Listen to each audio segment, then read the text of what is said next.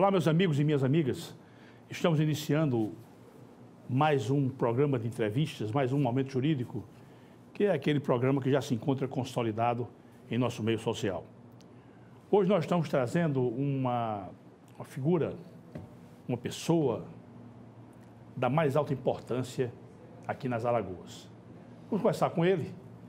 Eu não quero adiantar na totalidade do currículo dele, que é um currículo muito vasto, um currículo muito importante e que o credencia numa condição excepcional.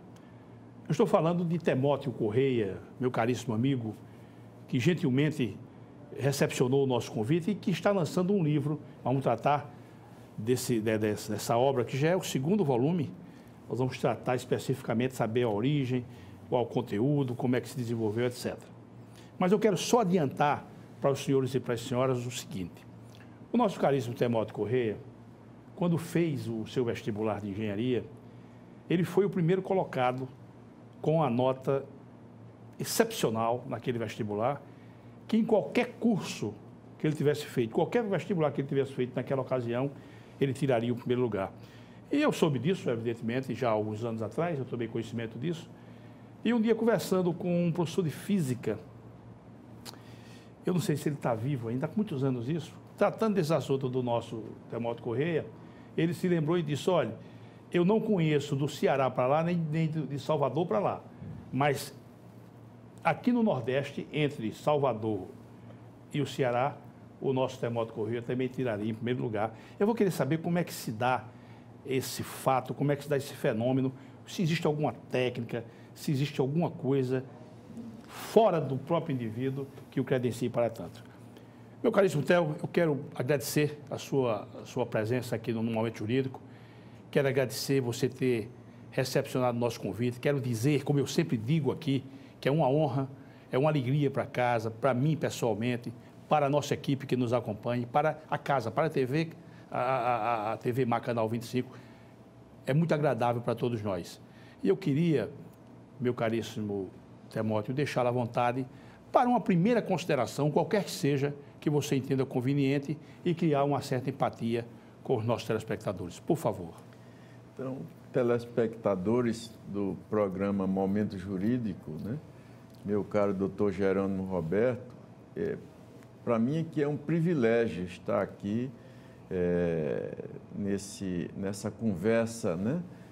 Que vamos desenvolver daqui em diante, né? Conversa informal. E uma conversa informal, mas naturalmente é uma conversa muito proveitosa, principalmente para o grande público do programa Momento Jurídico. Estou aqui à inteira disposição do amigo.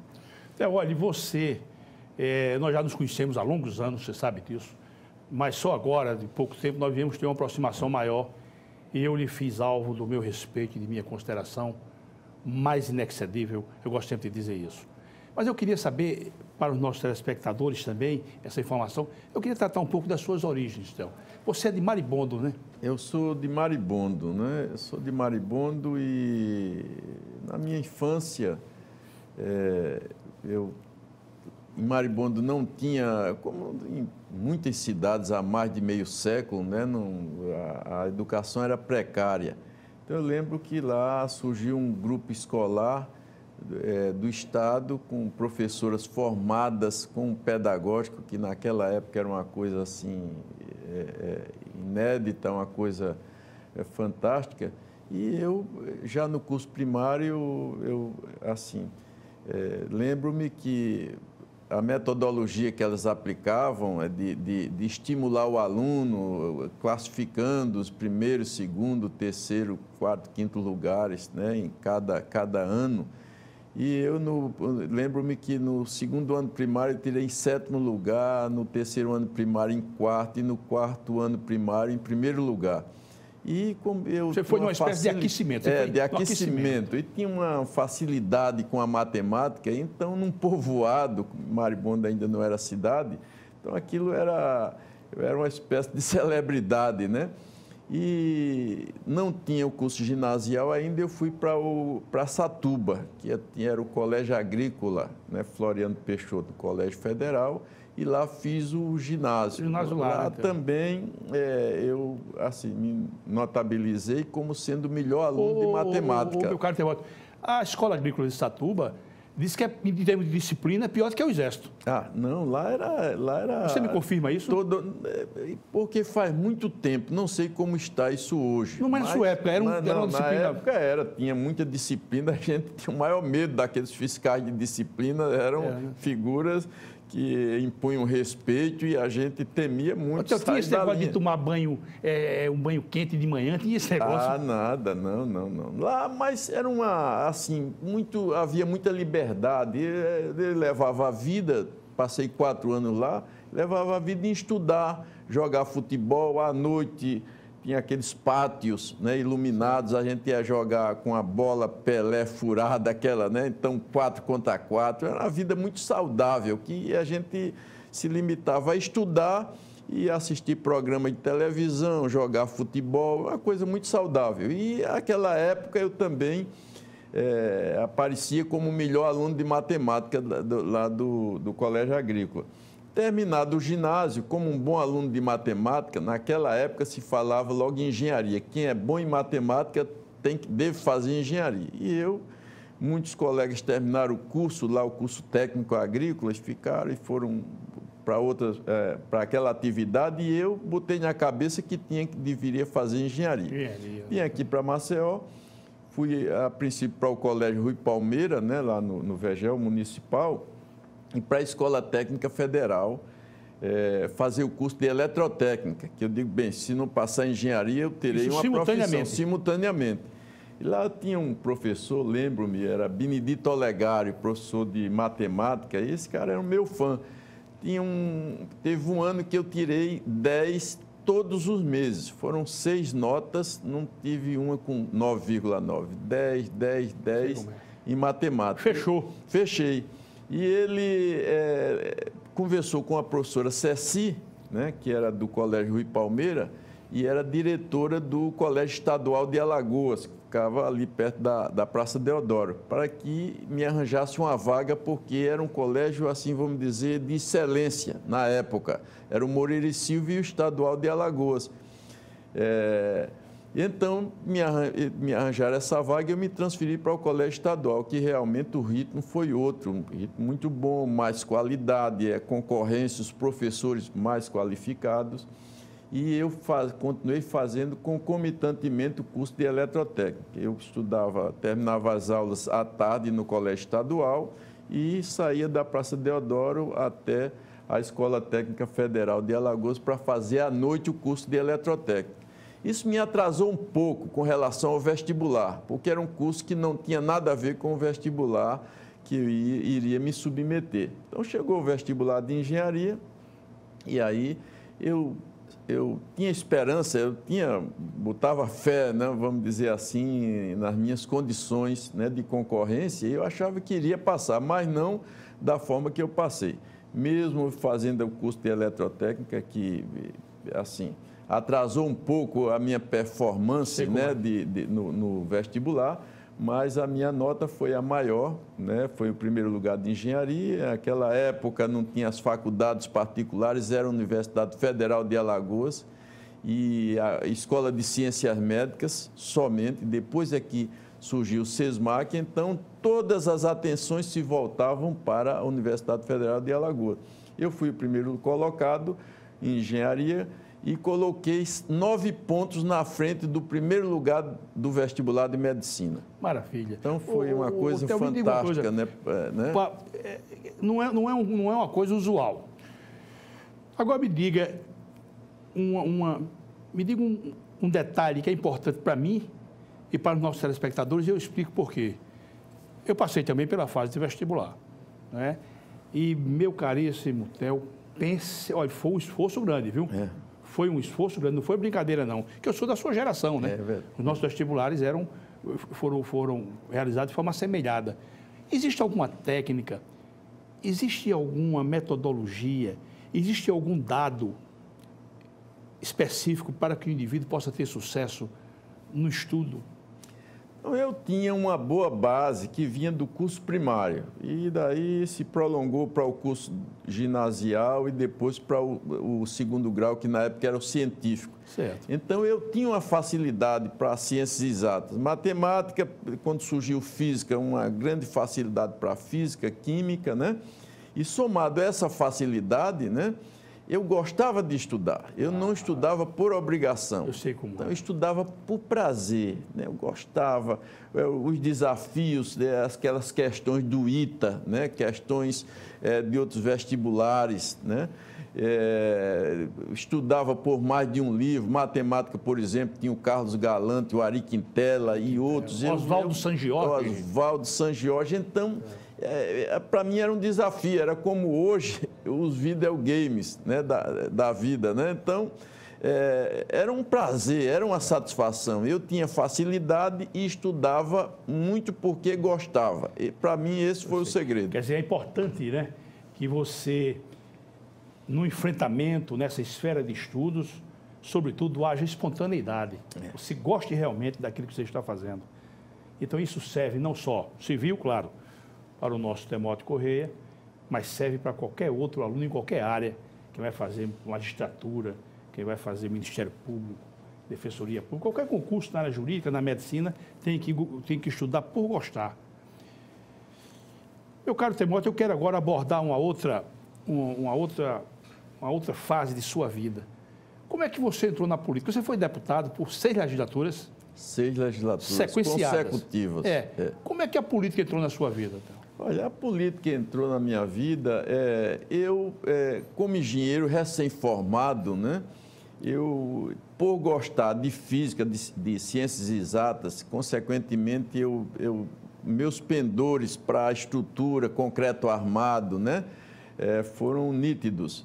E eu gostava muito. E daí eu comecei a me dedicar à construção de piscinas aqui em Maceió. Então, construí à época, tinha o Marcos Coutrin, que era o engenheiro da CEAL. Ainda hoje está aí. Ainda hoje está aí. E eu éramos os únicos que construíamos piscinas naquela época. É difícil construir uma piscina? Não, é uma caixa d'água, né? Sim, mas o cara é uma estrutura armada, você tem que ter os cuidados de impermeabilização e de estrutura, né? E, naturalmente, a técnica da construção. Então, eu construí muitas piscinas. Então, à época, lembro-me que construí a de Augusto Farias, a do Rogério Farias, e daí surgiu Paulo César Farias, que me convidou para construir a piscina daquela casa ali de Jacarecica. E eu, toda sexta-feira,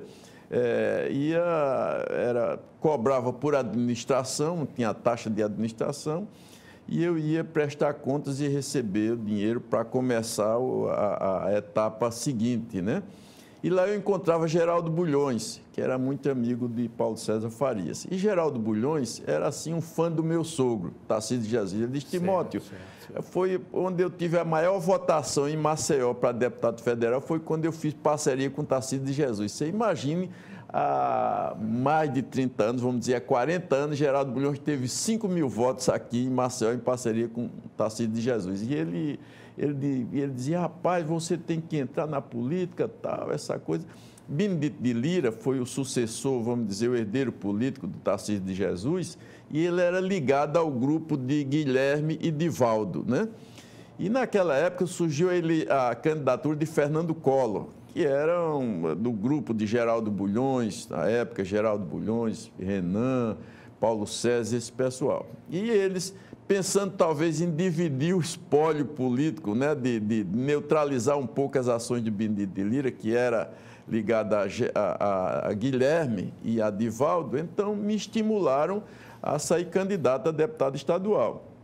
E Geraldo Bulhões diz, eu digo, mas eu não tenho condições. Ele diz, não, a gente lhe ajuda aqui, lhe orienta e tal. Então eu aceitei esse desafio à época e fiz uma parceria com Geraldo Bulhões Federal, e eu deputado estadual, e aprendi muito política com ele, com Geraldo Bulhões, que foi no começo da minha vida pública, da minha carreira política, eu fiz parceria e aprendi muito com ele.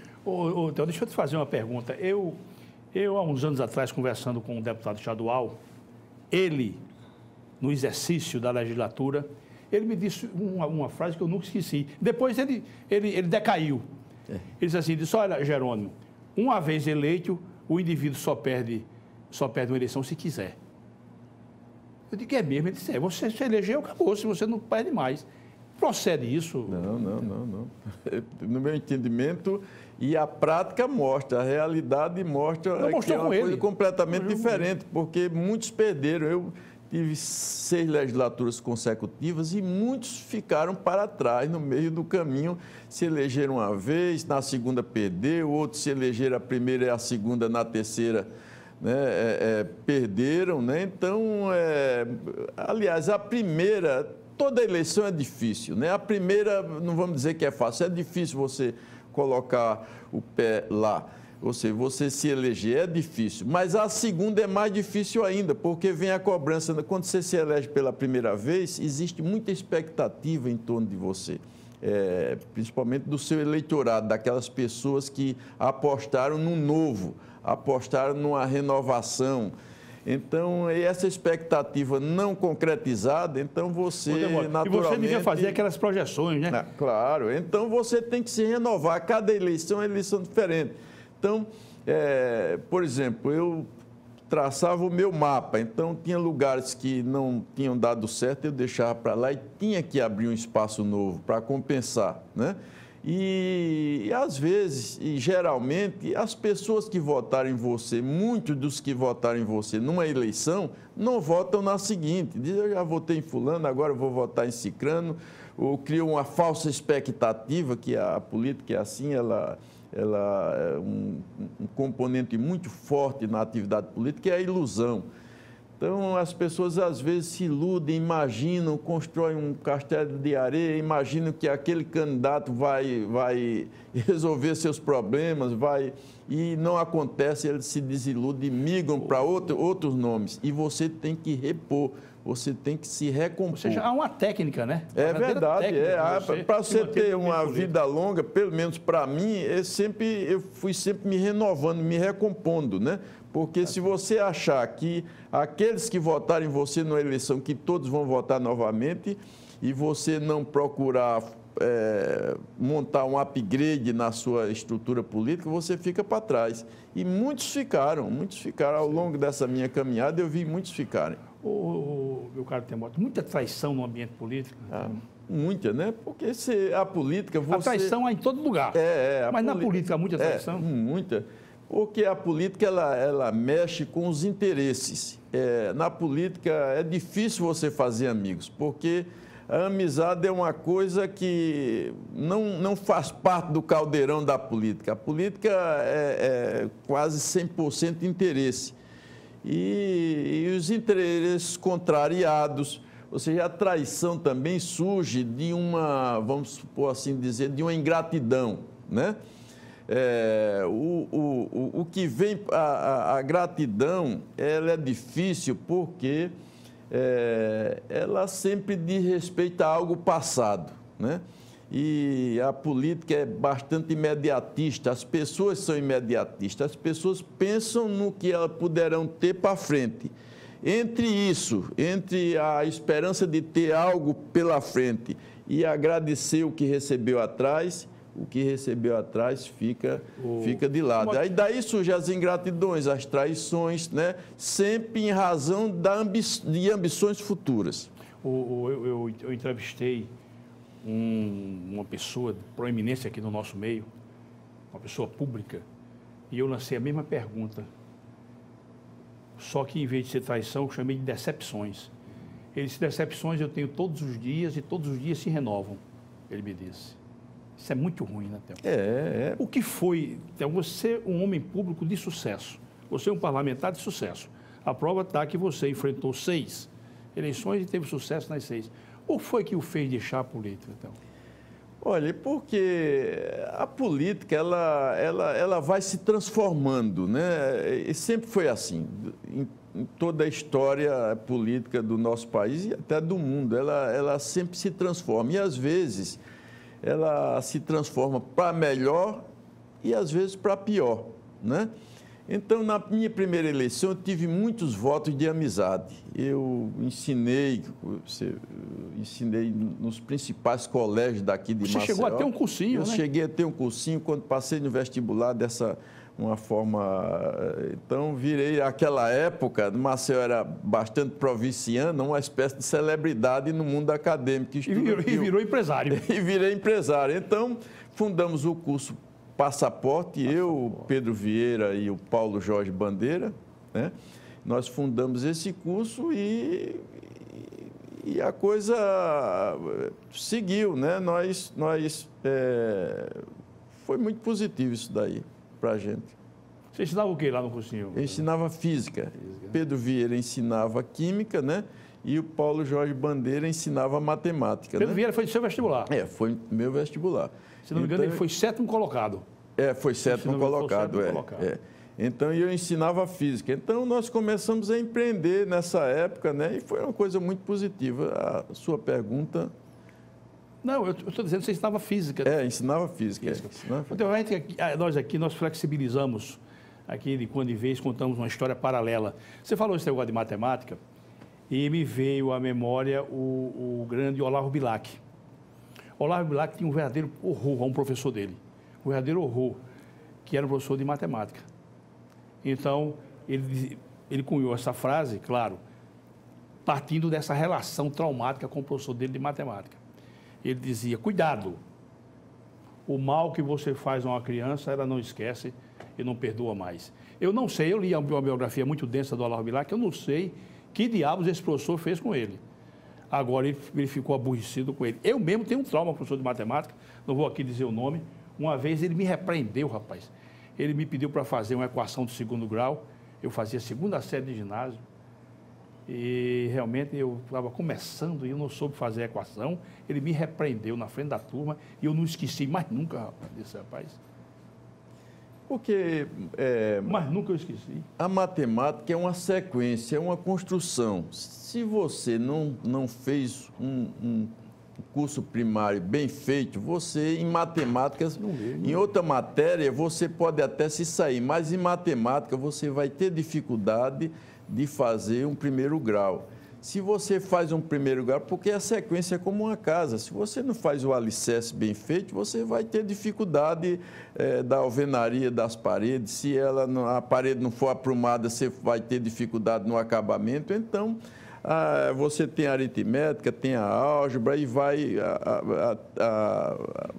tem a geometria, a trigonometria e cada uma forma um arcabouço que depende das outras. Então, se você deixou para trás queimou etapa, você vai ter dificuldade. E dizer eu não gosto de matemática. Mas, na verdade, não é porque você não gosta de matemática, é porque você perdeu uma etapa que é fundamental e indispensável para você mergulhar na outra, né? E o vestibular da sua época, da minha época também, eu achava um vestibular... Eu cá com meus botões, eu achava um vestibular bem incoerente. Porque, repare bem, se você pretende fazer medicina, como é que se vai exigir que a sua performance seja a mesma em matemática, em física, em biologia ou química orgânica? Você está me compreendendo? Você fazer engenharia, como é que pode exigir de você um conhecimento de biologia igual ao que o estudante de medicina vai fazer? Isso aconteceu com você. É verdade. E na minha época, quando eu fiz o vestibular, tem inclusive... Depois eu mandarei... E você chegou a aprender biologia? Chegou até? Muito pouco, né?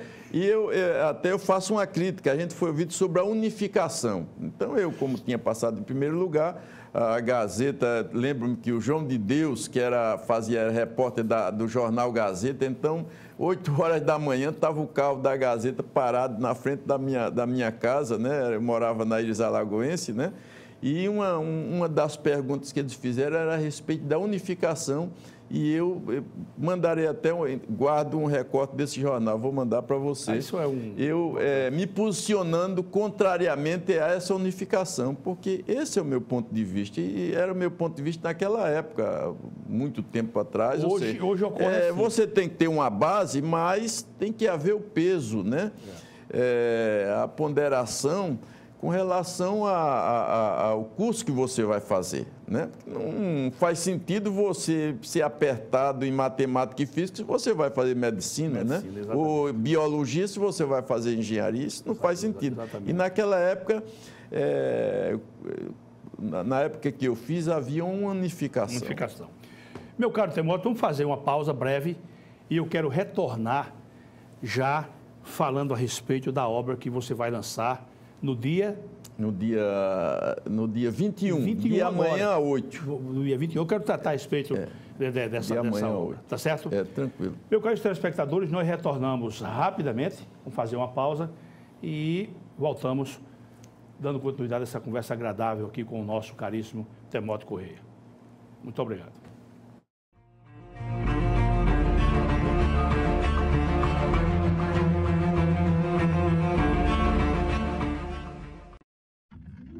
A ACL Investimentos é uma empresa que trabalha com imóveis próprios. Quando precisar locar ou comprar um imóvel, procure a ACL Investimentos. Aqui só locamos e vendemos imóveis próprios. Por isso, damos garantia de um investimento seguro. ACL Investimentos, Rua Durval Guimarães, Edifício Leonardo da Vinci, Ponta Verde. Fone 3327-3911. Quando o assunto é o seu carro, além de escolher a marca líder, escolha também a concessionária que faz mais por você. Por isso, a Blumari oferece o melhor atendimento em serviços, peças e acessórios. E ainda tem as melhores negociações, sendo totalmente certificada pelos padrões Fiat de qualidade e líder de mercado em seu segmento. Fiat Blumari, a marca do seu carro. Avenida Gustavo Paiva, Mangabeiras. O filé do Zezé é a melhor opção. Temos um cardápio variado de churrasco e comida caseira. Churrasco de picanha preparados de um jeito todo especial. Zezé em Casa, 3313-4004.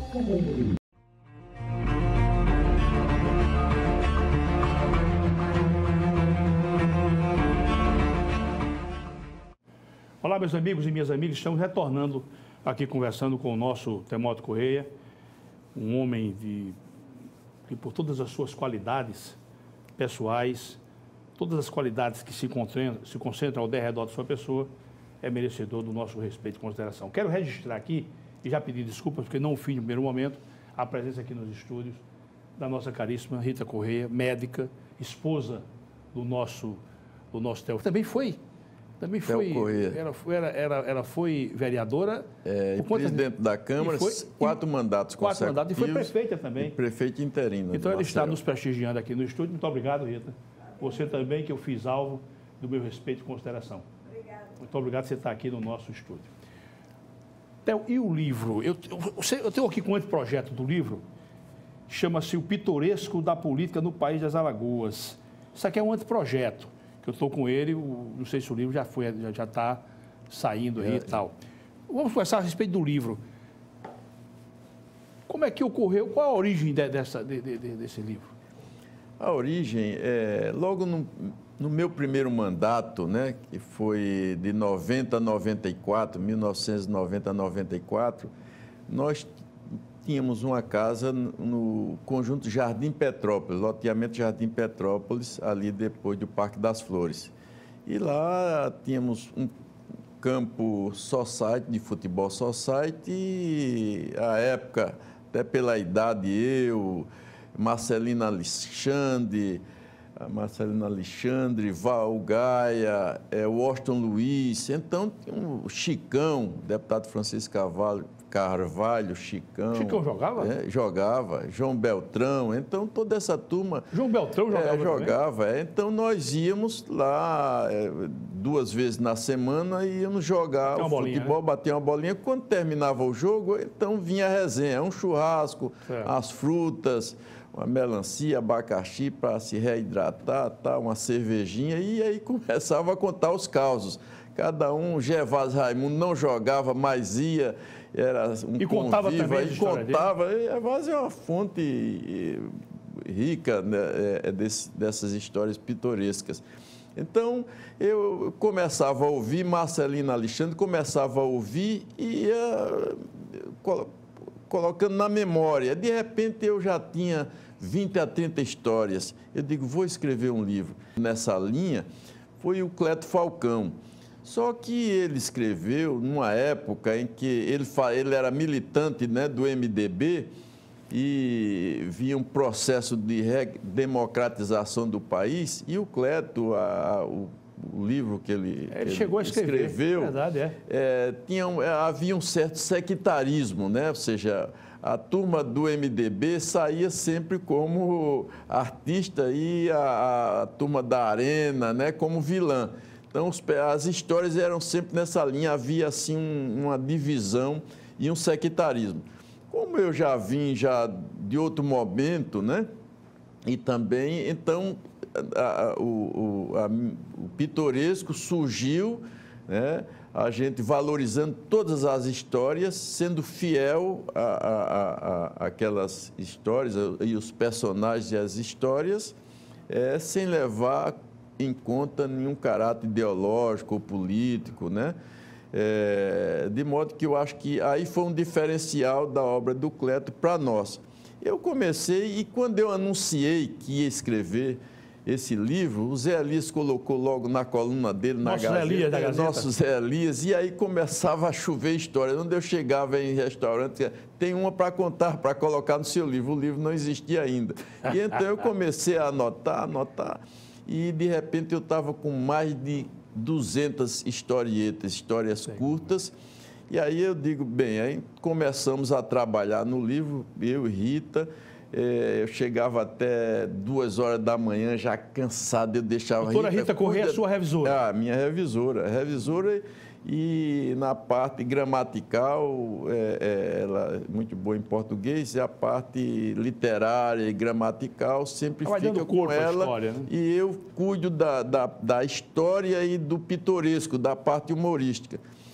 E de modo que nós lançamos o volume 1. Quando lançamos o volume 1, 15 anos atrás... Você me presenteou com um volume. Exatamente, foi em 2003, lançamos lá no Teatro Deodoro. Então, o lançamento foi muito prestigiado, muito disputado, nós enchemos o Teatro Deodoro.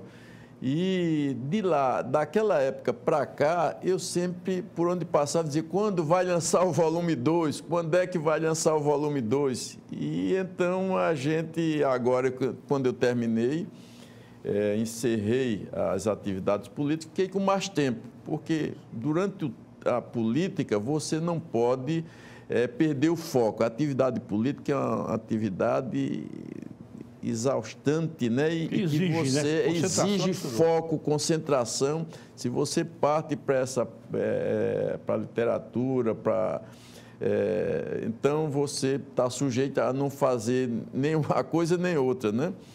E de modo que eu passei muito tempo, mas agora a gente também fomos apurando as histórias, né?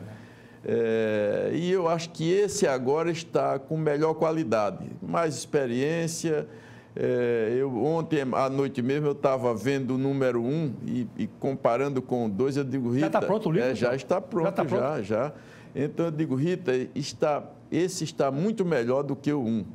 É natural que nós cuidamos mais, trabalhamos mais, então nós vamos lançar de amanhã 8, né, no dia 21, às 19 horas, lá no Teatro Deodoro. E, exemplo do outro, a entrada... A entrada ela vai depender de convite? Não. Os convites são pessoais. Qualquer cidadão pode ir lá? Qualquer cidadão pode ir também. E lá nós vamos... A exemplo do outro, nós vamos fazer uma teatralização de algumas histórias. Certo. Vai ser muito interessante. Vai ser um lançamento diferente dos lançamentos usuais aí Eu vou querer que você nos dê um aperitivo desse livro, contando o que você achar conveniente, 2 ou 3 historinhas curtas. Eu vou iniciar contando uma, certo? Para que você se incentive. Você sabe que Tancredo Neves, eu não sei se essa está no seu... O Tancredo Neves, ele era muito irônico, Tancredo Neves, e ele tinha uma rixa muito forte com Magalhães Pinto. E Magalhães Pinto dizia que era formado em Direito. Então perguntavam ao Tancredo Neves, ô Tancredo, o Magalhães Pinto é formado em Direito? Ele dizia, Agora ninguém até hoje conheceu nenhum colega de turma dele. Que ele fazia aquilo com ironia, né? Ele é formado em Direito, mas ninguém nunca conheceu nenhum amigo de turma. Conta uma pra gente aqui da nossa Alagoas. Tem várias histórias interessantes, né? Vou buscar uma bastante longe, né? Retroagindo no tempo, de Costa Rego. Costa Rego foi governador do Estado. Governador do grande Estado, jornalista. Grande jornalista, um dos melhores do Brasil, era pilarense, né? Então foi governador E um homem de grande prestígio junto a Assis Chateaubriand. É verdade, porque ele é jornalista lá do Rio de Janeiro, um dos melhores do Brasil. E governou Alagoas de 24 a 28, né?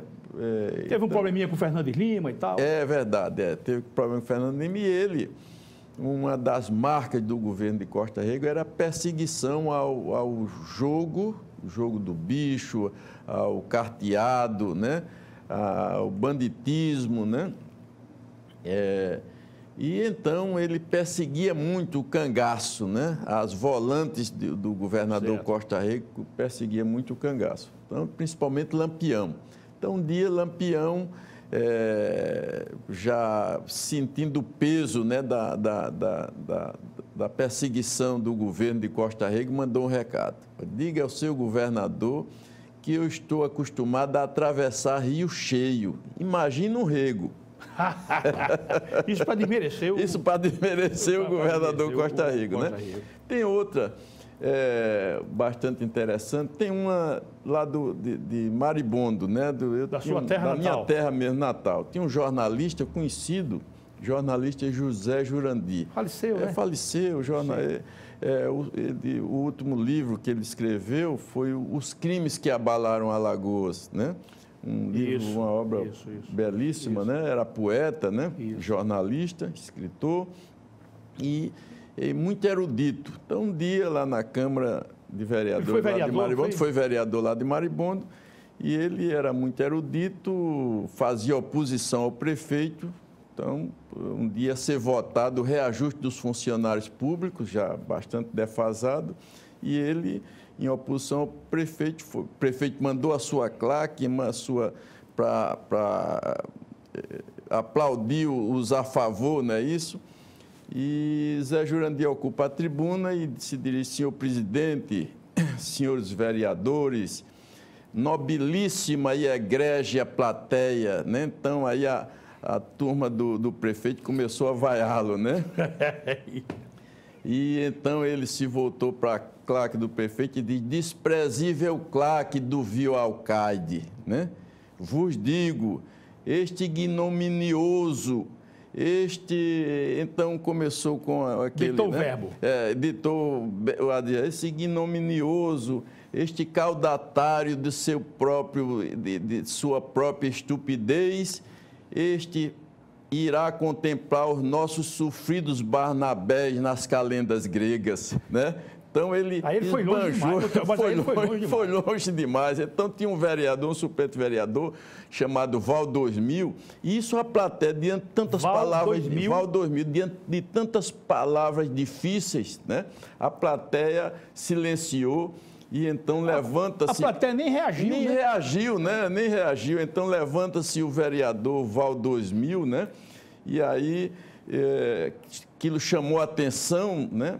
E um repórter da Maribondo FM, que é uma rádio FM que tem lá do João Caldas, foi perguntar ao vereador: o que foi que houve, vereador? Ele diz: olha, desde ontem que eu estou com uma disenteria, estava quase me cagando, mas com esse discurso do JJ, que era José Jurandir, sabia que até passou à vontade. Aí o cara diz: e para onde o senhor vai? Ele diz: vou procurar um dicionário. Estou gostando muito desse discurso. Vou procurar um dicionário. Vou ao pai dos burros. Vou ao pai dos burros, vou procurar um dicionário. Então, tem essa do Zé Jurandir. Tem outra da Assembleia, que é uma que eu gosto muito, que está no volume 1, que era o Boró, o título dela.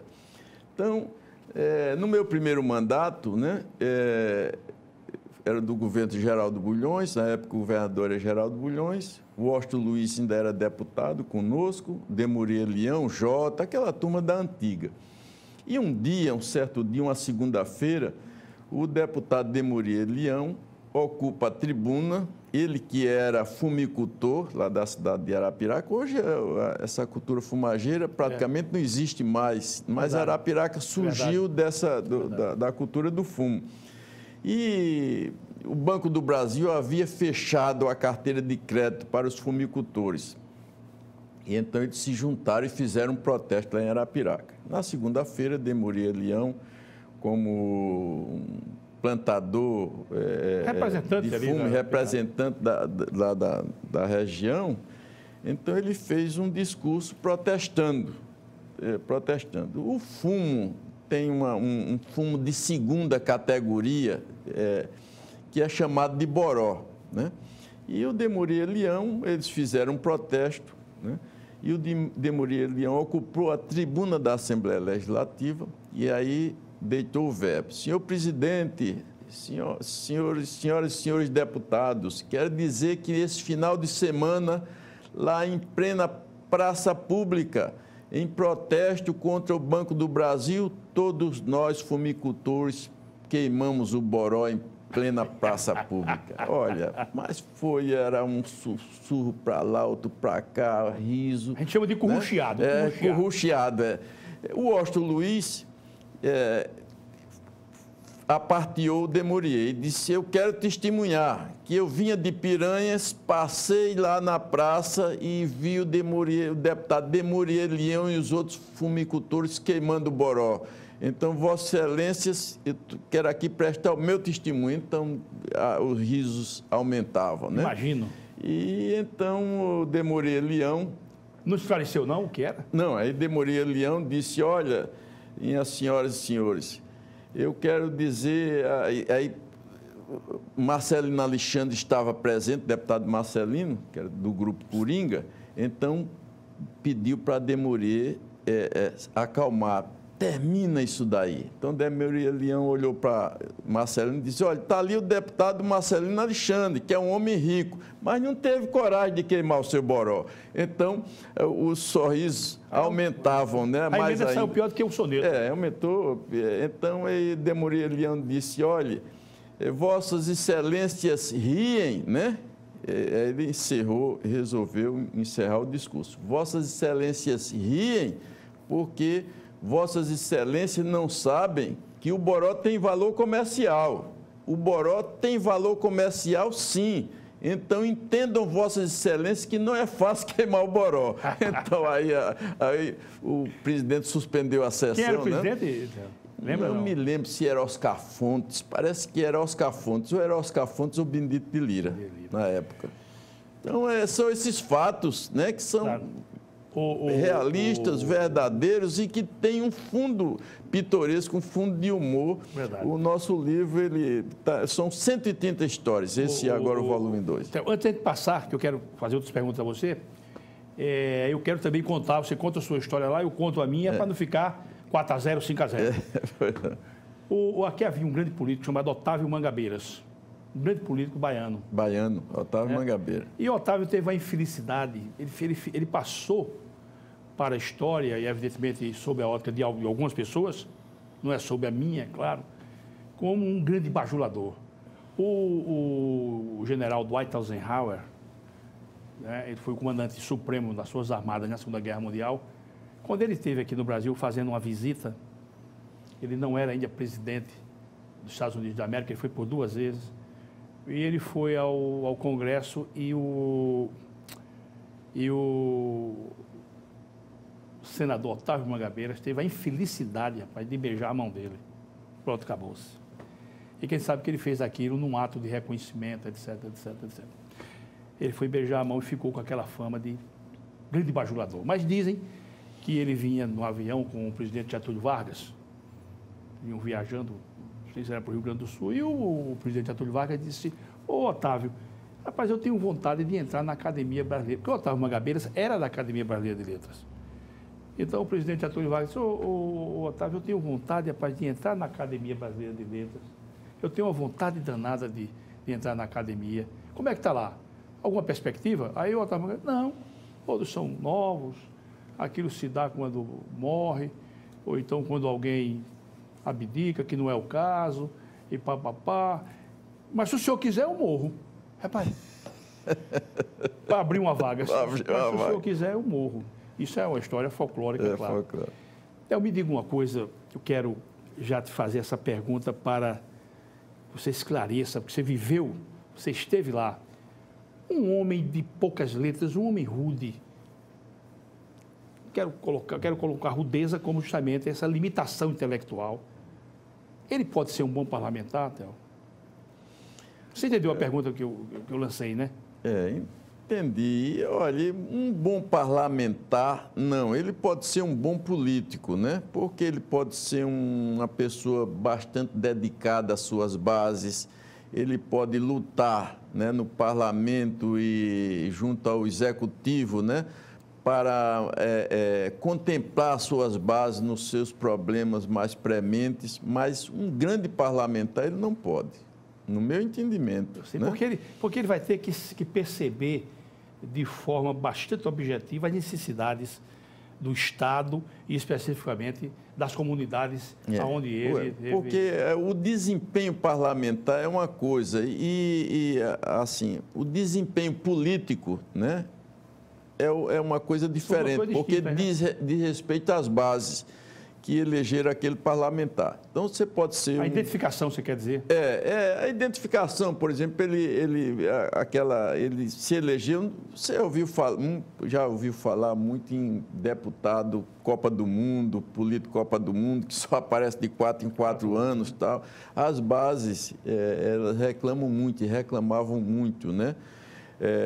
E eu fazia questão sempre de estar presente, de dar assistência, ora com amizade, com atenção, ora levando aqueles pleitos, né, daquelas bases junto ao Poder Executivo. Então, você pode ser um político razoável, mesmo com parcas, né, ou com limitadas condições intelectuais, e ser um político de boa sobrevida e de bom desempenho, né, político, mas as atividades plenárias, as atividades do parlamento exigem um mínimo de intelectualidade, né, de um nível de instrução razoável. E até para fazer a defesa, às vezes não é nem um projeto dele, mas é um projeto que se identifica, é de um outro parlamentar, mas que guarda identidade com as suas bases. Até para ele defender aquele projeto, ele também tem que ter um certo padrão. E né? depois o parlamento hoje também,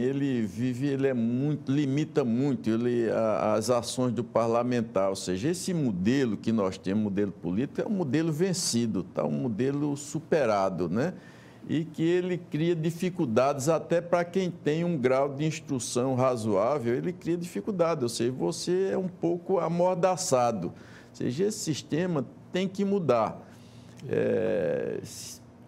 E esse sistema, no meu entendimento, está superado, tem criado assim, muitas dificuldades para o próprio parlamentar e para a sociedade. E a sociedade brasileira também é vítima dessa limitação e desse prazo de validade já vencido do sistema político que nós vivenciamos hoje.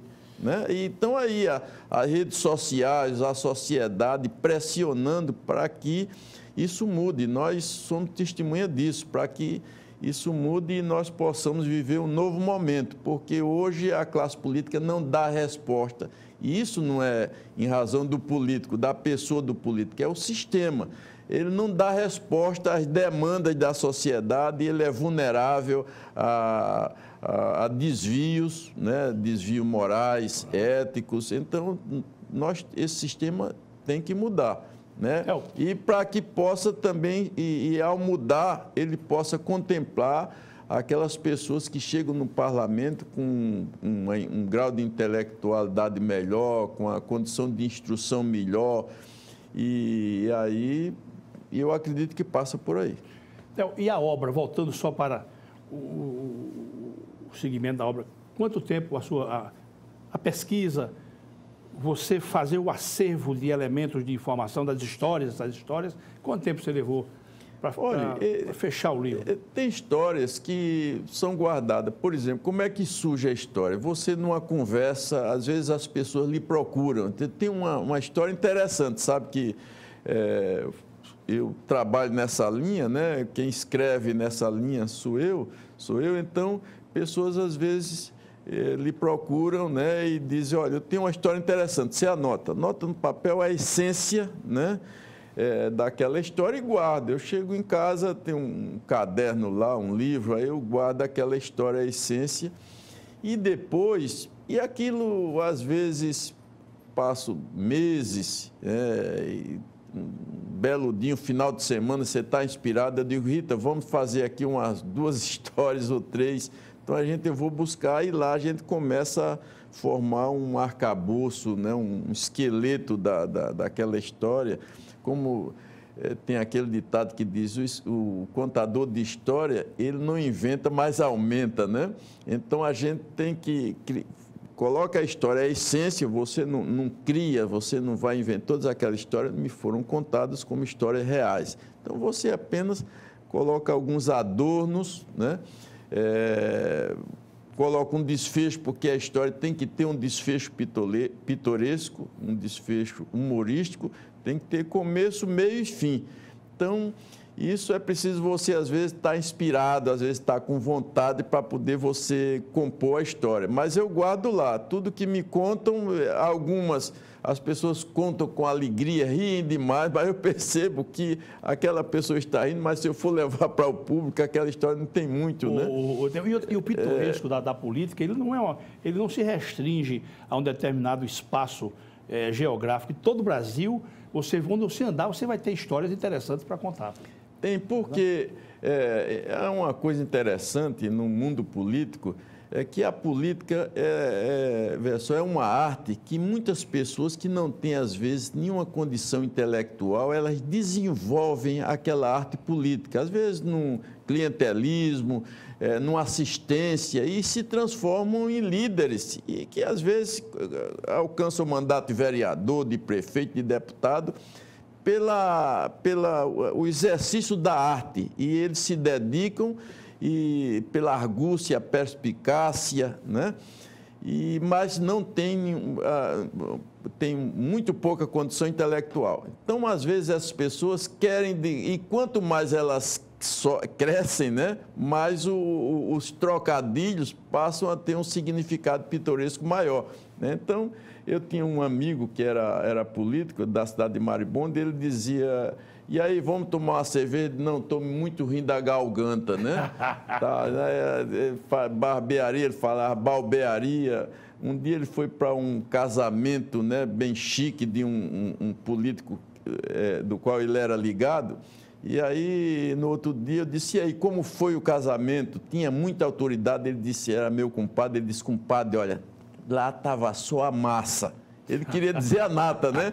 Tem só a massa. Então, há um descompasso, às vezes, entre a condição intelectual e a condição de poder. Às vezes o cara galga uma condição de poder elevada, mas a condição intelectual não acompanha, né? E, às vezes, ele sai trombando o vernáculo, atropelando o vernáculo, né? Theo, nós estamos já, o nosso diretor de estúdio, lamentavelmente, ele já fez o sinal de que nós estamos chegando ao final. Mas eu, para não ficar, para não perder de você, eu vou contar mais uma história que não é daqui. O pitoresco da política, né? Na Paraíba tinha um indivíduo maluco que ele gostava de frequentar o ambiente de política. E um dia a Câmara de Vereadores de Campina Grande estava fazendo uma solenidade. E ele não era de Campina Grande, soube, em João Pessoa, pegou o ônibus e foi para lá. Quando chegou lá, que olharam aquele homem de paletó, procura saber quem é. Ele disse, eu sou representante do governador Gondim. Aí chamaram ele para a mesa e ele lá sentou-se à mesa e ficou lá, como se fosse uma autoridade, representante do governador do estado, e quando terminou, participou daquelas comemorações, pegou o ônibus de volta, voltou para João Pessoa. Mas quem era aquele rapaz? Aí alguém disse, rapaz, eu conheço, já vi ele em outra solenidade. Aquele cara é um louco. Então você vê que a política vai sempre encerrar essas histórias interessantíssimas. Meu caro Theo, rapidamente, meu amigo, repita o lançamento do livro, o horário, etc. e tal, e lance uma despedida para os nossos telespectadores, por favor. Bem, o lançamento do livro, O Pitoresco da Política no País das Alagoas, volume 2. O volume 1 foi lançado em 2003, portanto, 15 anos atrás.